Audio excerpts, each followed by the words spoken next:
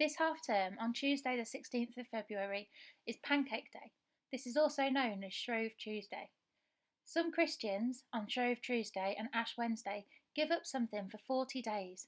This is called Lent, all the way leading up to Easter. Shall we see how Mr. Wolf celebrates Pancake Day? One day, Mr. Wolf was feeling hungry. He fancied some pancakes. Yum, yum, he said, licking his lips at the thought of a big pile of fresh, delicious pancakes. Mr. Wolf had never made pancakes before, so he took his big recipe book down off the shelf and looked inside. But wolves can't read very well, and Mr. Wolf had trouble making sense of it, so he went to get some help from his neighbours. He called on Chicken Licken, who lived nearby. "Please, can you help me read this?" he asked. "No!" said Chicken Licken, slamming the door in Mr. Wolf's face. Bang! "Oh dear," sighed Mr. Wolf. He sat down, slowly read the book, and worked out what he needed all by himself: flour, eggs, and milk. Mr. Wolf looked in his cupboard for the ingredients, but he couldn't find anything he needed. "I'll go to the shop," he decided, as he settled down to write a list. But wolves aren't very good at writing lists, so Mr. Wolf called on Wee Willie Winkie.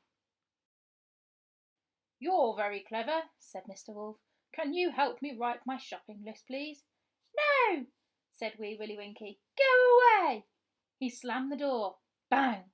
"There's no need to be quite like that," Mr. Wolf said quietly. Mr. Wolf sat down and tried very hard with his writing until he made his shopping list all by himself. Now he needed to count the money to make sure he had enough. But wolves aren't good at counting, so he went to the gingerbread man for some help. "Can you help count my money, please?" he asked politely. "No, I'm too busy to bother with you," said the gingerbread man, slamming his door. Bang! Poor Mr. Wolf had to sit down and count his money. It took him a long time, and he had to check it 3 times before it was right, but he did it all by himself. Mr. Wolf needed a basket to carry his shopping, so he called on Little Red Riding Hood. "Please, may I borrow your basket?" he asked very nicely. "I'm not lending my basket to you," said Little Red Riding Hood. "Now clear off." So Mr. Wolf set off to the shop without a basket. "I'll manage," he said. And off Mr. Wolf went to the shop.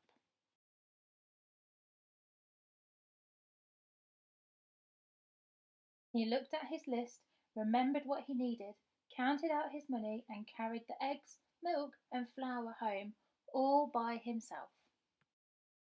Now it was time to make the pancakes, but wolves aren't very good at cooking, so Mr. Wolf called on the 3 little pigs. "Please, can you help me cook my pancakes? I'll share them with you," he said kindly. "Not a chance," cursed the pigs, slamming their doors. Bang, bang, bang. Mr. Wolf felt sad because nobody wanted to help him. Mr. Wolf went home and started to make the pancakes all by himself. Soon there was a huge pile of delicious pancakes on the table ready for eating. Now, as Mr. Wolf had been making his pancakes, the lovely smell had drifted out of the kitchen. All his neighbours could smell it, and it made them feel very hungry. They wanted some pancakes too, so they decided to try their luck. So they knocked on Mr. Wolf's door. "Give us some of your pancakes," said the rotten lot. "Why should I give any to you?" said Mr. Wolf. "Not one of you helped me." "We'll help you eat them," replied Mr. Wolf's neighbours nastily. "Anyway, we're not going away until you give us some." Mr. Wolf thought very hard for a moment. There was only one decent thing to do. "Oh, very well then," he sighed. "You better had come in." Mr. Wolf opened the door wide, and whoosh!